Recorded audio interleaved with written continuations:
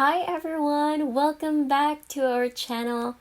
For today's video, we're gonna learn how to change language on Facebook app in iPhone or iOS device.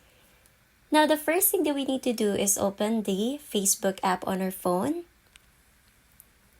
Now here, click on the menu icon located at the bottom right corner of the screen. From here, I need you to scroll down until you see Settings and Privacy and click on that.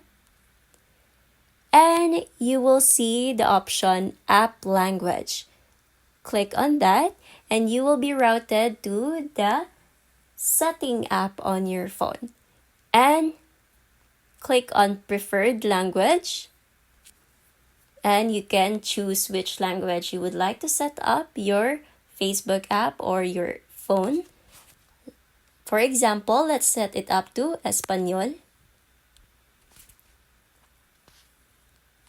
And that's it. Let's go ahead and check our Facebook to see if it changed the language. And yeah, as you can see, it changed the language to Spanish. And that's it. That's how you change language on Facebook app on iOS device or iPhone. And if you find this video helpful, don't forget to click like, subscribe, and click that notification bell for more videos like this. Thanks for watching!